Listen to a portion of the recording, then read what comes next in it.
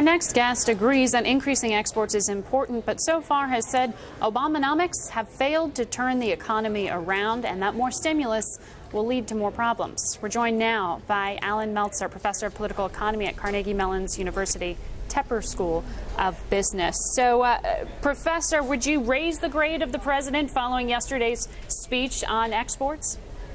Well, the president is so much better at rhetoric than he is at policy that you want to see whether the words get followed by actions. Appointing a committee, that's something you do in Washington when you have nothing else to do. So export growth, you say, though, is key to helping the economy rebound. What is it specifically that you're looking for? Is it something more than increasing the amount of loans from export-import and more than promises for free trade with South Korea and Colombia?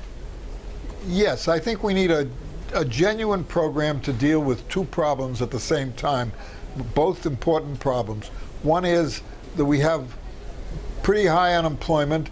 Long-term unemployment is very high, so we need to create good jobs. The other is we need to do something about these enormous debt that we've accumulated. The only way we're going to pay that debt is to export more. We have to earn our way through the debt. So we want to do two things at one time. We want to create jobs and we want to reduce the deficit. That means we need big budget cuts accompanied by tax reduction. Now, people say, how can you do both of those at the same time? Well, we have the unspent money in the stimulus program. That's a great place to shift the money from more spending to lower tax rates.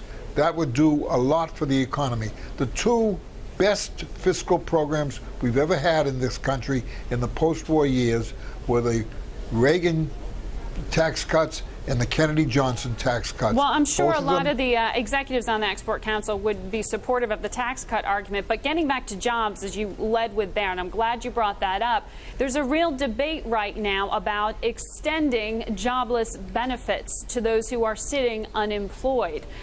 Now, when you say, you do feel like there should be austerity, are you talking about now or are you talking about later? Are you supportive of jobless benefits? Jobless benefits don't do much, despite Nancy Pelosi's stupid statement of a week ago. Jobless benefits don't do much to create employment, but they do help people who are unemployed. I'm in favor of helping people who are unemployed. They didn't cause their own unemployment. But the bigger problem is to get them back to work. And that's why we need to do things which stimulate the economy at the same time that we're reducing the budget deficit. Do you think that extending unemployment benefits disincentivizes those who are looking for new jobs?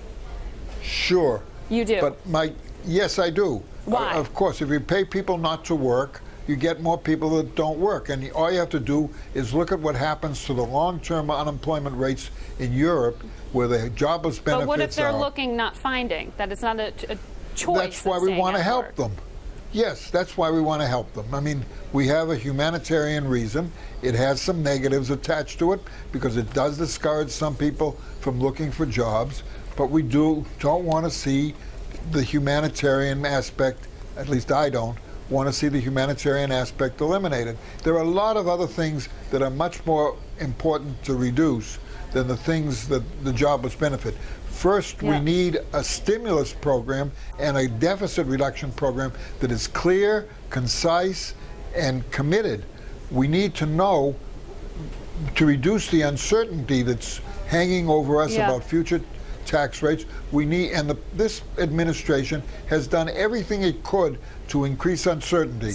Professor, before the break, you were telling us we do need stimulus in the form of tax cuts. By most accounts, taxes are only going up from here. So short of that, Paul Krugman has been out there saying we need to be throwing the kitchen sink at the economy right now to help us along here. So would you stomach stimulus now if it came with concrete promises of cuts later, of restraint ahead, but not to immediate programs? No. Start cutting now. Not necessarily big cuts, but start cutting now. Start a determinate program to reduce spending. Our problem is we're spending about 25% of GDP and taxing at a much lower rate, 18% or less. So we need to reduce spending. and we need stimulus. So the way to do both is begin on a determinate program. Announce how does this administration intend to get the unsustainable deficit into sustainable range. That's a very important uncertainty that hangs over the system. We need an answer to that. You know, Keynes, whom these people on the stimulus side cite all the time, they had to read his book. He never favored big consumption programs.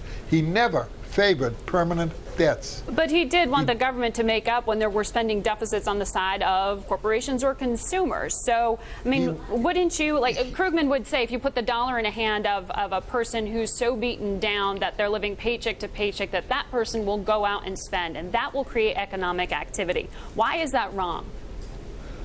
The reason it's not wrong, they will spend. The question is that the most efficient stimulus that we can have?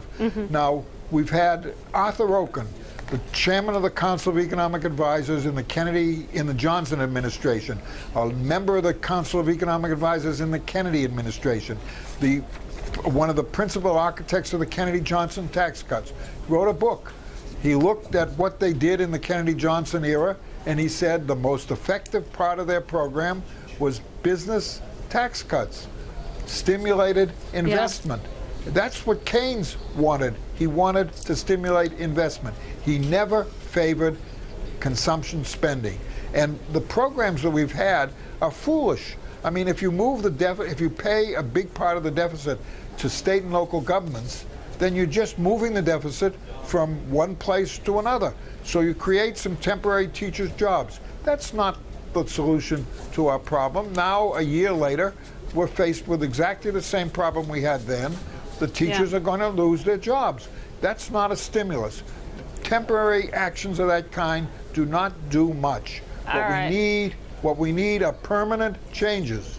Well, thank you very much, Professor, for joining us. Interesting, you say you're more of a Keynesian if you read the book in the way you do, his writings that way. Stay with us, more on the markets ahead.